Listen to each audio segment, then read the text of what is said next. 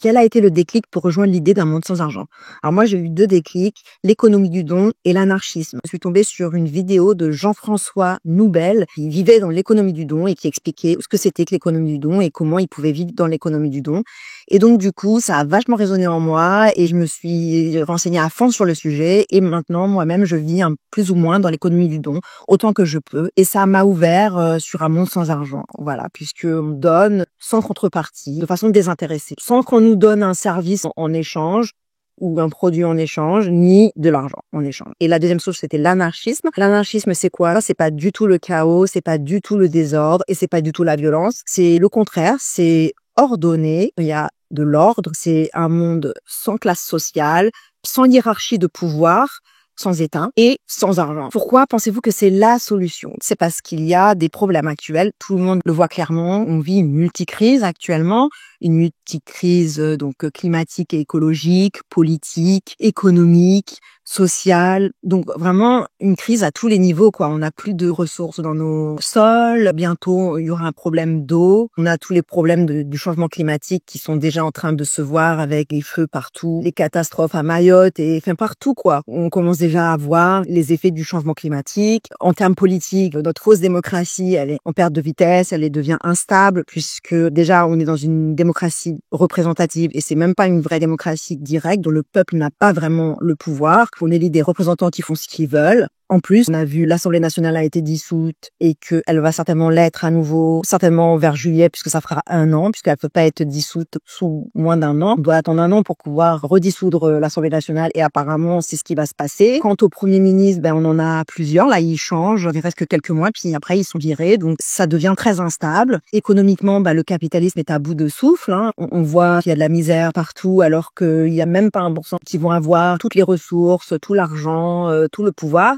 Et tout le reste qui se partage les miettes. Donc il n'y a pas d'égalité, le pouvoir est concentré chez certains et tout le reste, ils sont impuissants. Il n'y a pas de justice, il n'y a pas d'équité. Le capitalisme est en partie la cause de cela. Moi, j'ai fait des études de business en partie, pas que. Et on vous dit que l'entreprise doit faire des profits plus grands chaque année. Donc, si vous devez avoir des profits plus grands chaque année, ça veut dire que c'est exponentiel.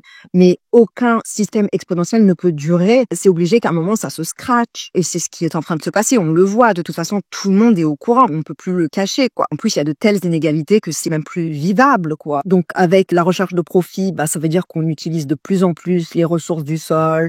Donc, pour l'écologie et le climat, c'est désastreux. Et puis, pour faire plus de profit, il faut qu'on produise plus, comme j'ai dit, mais aussi il faut que les gens consomment de l'autre côté. Donc, plus consommer, c'est désastreux pour le climat et aussi pour le bien-être parce que, à force de consommer toujours plus, en fait, elles se sentent vides de sens. Ouais, complètement vides. Il n'y a plus de raison de vivre, en fait.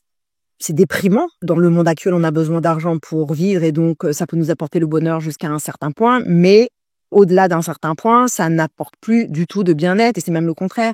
Consommer jusqu'à un certain point, oui, ça comble les besoins, mais au-delà, ça nous rend juste annihilés, en fait. Avec un monde sans argent, tous ces problèmes-là se résolveraient, en fait. Comment imaginez-vous un monde sans argent? Moi, je l'imagine avec une société anarchiste. Chacun a son propre pouvoir. On est libre. Il y a une réelle égalité et une réelle fraternité. Et on vit dans l'économie du don. Moi, j'aime pas les échanges de services ou de produits. J'aime pas les monnaies alternatives. Moi, je préfère une réelle économie du don où on donne de façon désintéressée sans rien attendre en retour. Et dans ce système-là, en fait, les besoins, ils sont comblés par quelqu'un d'autre. Voilà. Pas nécessairement de la même façon que nous, on a comblé les besoins d'une autre personne. Et en fait, ça, on vit déjà dans ce système-là avec nos proches, nos amis, notre famille, parce que on s'entraide et on le fait de façon désintéressée, sans argent.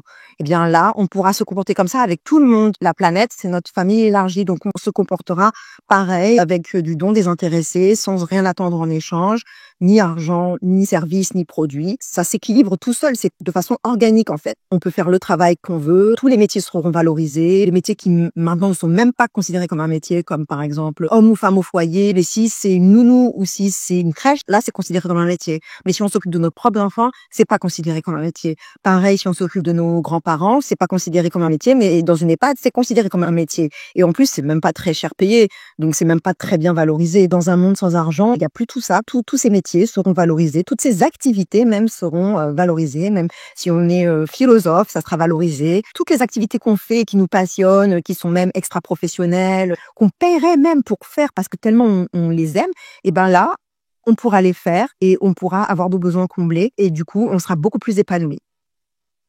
Quel est le message que vous voulez faire passer aux autres? Ben moi, ça serait que chacun puisse voir où dans leur vie ils pourraient vivre un petit peu plus dans l'économie du don. Et donc, où est-ce qu'ils peuvent donner de façon désintéressée? Où est-ce qu'ils peuvent enlever l'argent un petit peu, même si dans le monde actuel, c'est pas encore possible, vraiment entièrement. Mais comment vous pouvez faire un petit pas vers un monde sans argent, vers l'économie du don?